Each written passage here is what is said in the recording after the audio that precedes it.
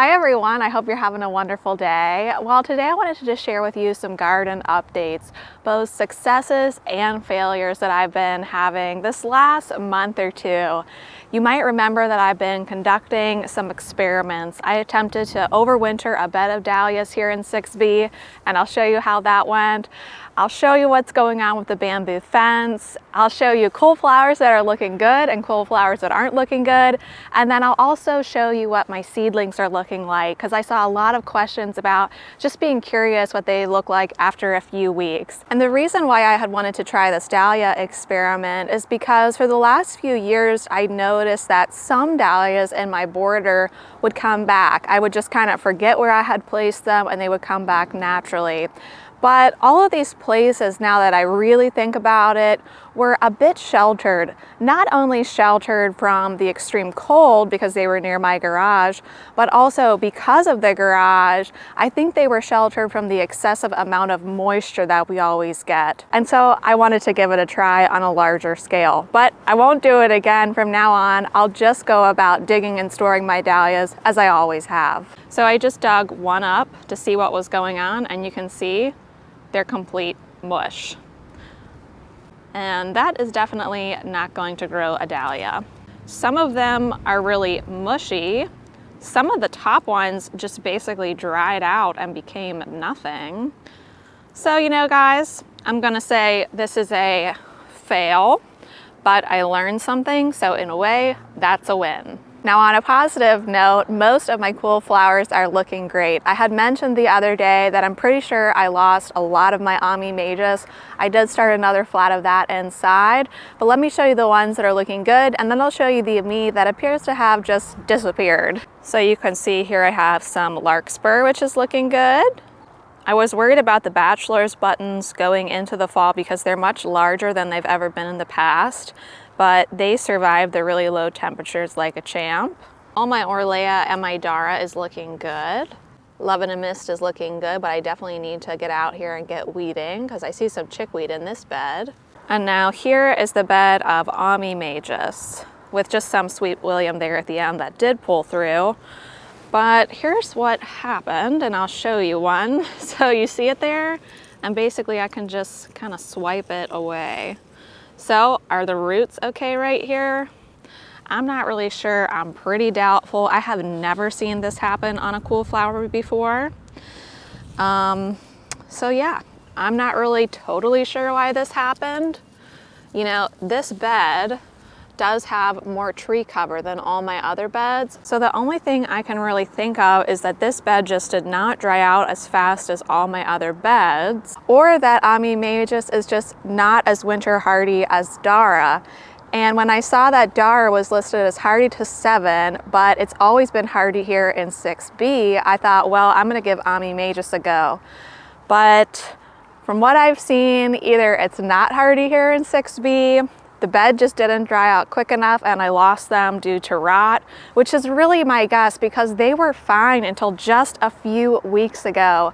So, I mean, we got down to probably 9 degrees and they were fine. I just think at some point they weren't able to thaw out. But I'm not sure. Let me know what your thoughts are on that. And if you're in 6B and you have successfully fall sown Ami Magus without hoops and row cover, please let me know your whole experience in doing so.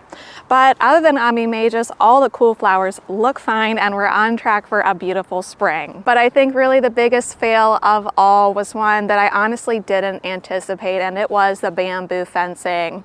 So I bought 2 panels of bamboo fencing and we installed them right here. I showed that in a video. And it was great. It looked beautiful. It seemed to be holding really well. And the next day came and I said to my husband, okay, I think I'm gonna buy the rest of the bamboo panels. And he was like, all right, that sounds great. I went up to our bedroom on the 2nd floor to order the panels, and the first thing that happened was they were all sold out. You can't buy them anymore. And then I literally looked right out the window and all the panels had gone like this. So I think really in order to make the bamboo panels work on just this cattle panel fencing, you need much, much larger T-posts. You need to have a lot more of them. And even at that, I tried that and that's not even working that great. I just wasn't really sure what to do with the panels, so I just tried to attach them over on this area, and you can see they've basically completely fallen over. And these even have T-posts on both sides of the fence. And now you see I put the other panel here, and this one is staying up a little bit better, but behind this one is 5 T-posts, and I even have T-posts in front of it. So, you know, is it an easy fencing solution? I'm not really sure, guys. It's not really what I was looking for, to be honest with you. So after all that happened, I was honestly pretty sad, and we even seriously explored the thought of getting a permanent fence put in. We had a fencing company come out here, measure it, and give us a quote. But, you know, like I've said before, this is not really our forever home. Oh, someone asked me, you know, where do we plan to move? So my husband wants to retire in an earth ship, which at first I thought looked a little bit strange, but actually now it sounds quite fun, and I'm really into the whole idea. But I'm just really not sure I want to put a lot of money into permanent structures. So my new thought for creating more privacy over there in our orchard is to subtract some of the rows of Sharons that are growing there, which I didn't plant, and put in native evergreens instead. So at least I'll have some privacy over here in the winter. And honestly, once all these trees leaf out, it's really not that big of a deal. You really only see probably the bottom 4 feet. And I think at the end of the day, planting native evergreen trees really aligns more with my mission in gardening, which is to just try my best to do no harm and to work with what I'm given and where I'm planted. So guys, that's the new idea and the update on the bamboo fencing. I'm not even really sure that I can return these panels at this point. So if you have any interesting ideas for maybe what I could do with them, let me know. But anyway, it's not that big of a deal. So let's just go inside and look at some seedlings, because I'm really happy with how everything's looking in there. Despite being completely covered in ice this morning, the hellebores are looking good. And Grace is in the window wondering what I'm doing outside without her. So for frame of reference, it is February 25th, and I started the snapdragons about 2.5 weeks ago, the yarrow about 2 weeks ago, and then the feverfew and all the other things I'll show you really are only about a week old. So let's take a look at the snaps first. They're looking good and on track, and my goal is to start to harden these off around St. Patrick's Day. I had better germination on the Legend Light Pink than I did on the Bridal Pink, but that's okay. Feverfew is looking great. All of these guys germinated. The feverfew is looking pretty good. It's slow to germinate and not all the cells have germinated yet, but I do have all these guys under lights at the moment. And here we have Strawflower that was sown very recently, probably less than a week that I sowed this tray. This tray is also Strawflower, and it's the single color red purple. It's that beautiful dark color. Right next to it, you can see that just a few Bergamo Monarda have started to germinate. And if you've never grown an annual Monarda before, I would really encourage you to give it a try. I've grown both Lambada and Bergamo. I think I actually like Lambada better. It's a little bit taller and it doesn't seem to flop as easily as Bergamo. But this year I was only able to get Bergamo seed. They look pretty much identical, just Lambada is taller. But if you're looking for a beautiful spike flower that has lovely fragrance, beautiful kind of gray-green leaves, then definitely give one of these annual Monardas a try. And even if you're not into growing cut flowers, the butterflies absolutely love this plant. In fact, I did a video on hydrating wilt-prone flowers, and there was a butterfly landing on the Lambada the entire time. It was so cool. So it's just one of those flowers that I think doesn't get mentioned a lot, but it's really beautiful. Almost all of the cup and saucer vine are up now, and so they're in a south-facing window. You can see them right here. And my mom wanted me to start her some as well, so I started just a few more, and they're even starting. Down here on this lower rack, I have my sweet peas. I just sowed these about 3 days ago. So the first 2 years I grew sweet peas, I treated them as a hardy annual. I was basically following the instruction in Lisa's book. I think her book says to soak them for an hour or two and then to plant them out 6 weeks before the last frost. I did that. They always grew, they always flowered, but They got too leggy inside. They just weren't what I saw when I looked over at my friends in the United Kingdom when I saw them growing sweet peas. So I started to look for some different information, and I came upon an article that I'm going to link in the description that was written by Farmer Bailey, and he covers all the growing zones for the United States in this article. So it's really, really helpful. But basically, I follow his instructions. So I germinate the sweet peas at about 50 to 55 degrees Fahrenheit.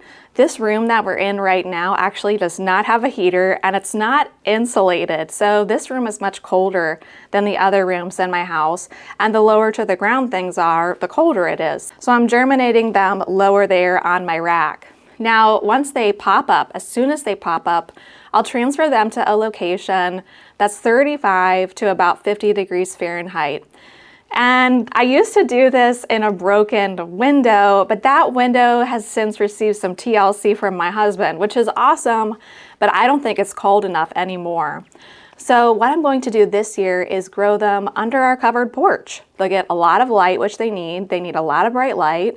They'll be cold out there, and I think it will just toughen them up. And when you grow them this way, bright and cold, you get tons and tons of root growth and not a lot of top growth, which is what I was struggling with earlier on. I was getting a lot of top growth, and then when I was putting them out into the garden 6 weeks before the last frost, I mean, they were getting hit. I mean, they were browning. They always came back, but something just didn't seem right, and I think I just wasn't growing them cold enough those first few years. So I'm gonna link that article from Farmer Bailey in the description section. Also, if you're in the United Kingdom, I know Roger Parsons is a wonderful, voice on sweet peas and a wealth of knowledge. His book is awesome. But yeah, guys, that's how I grow sweet peas. Let me know how you grow yours. And then for my last update, I'll just show you these trays, which I didn't take any video of seeding, but I have a whole tray of Oxford Blue Scabiosa, which isn't really blue. I don't know why they do that to us. These flowers are purple. And then I also have half a tray of Ami Magus, because I told you outside I lost that, and also half a tray of Chinese forget-me-nots. And now for the best update of all, I want to show you that Rocky is doing wonderful. And I think the only other update is that I started my ranunculus a few days ago. So those are in the basement pre-sprouting. I do have a whole video on growing ranunculus if you'd like to check it out. But yeah, guys, I just wanted to update you on some successes and failures that I'm having out here in the garden. And I want to wish you a great day, and also tell you that if you're interested in subscribing to my channel and also ringing the bell, the video that I have following this video will be a really fun giveaway. So hit that bell button if you want to be notified of that giveaway video. So me and Rocky want to wish you a great day and happy gardening. Bye!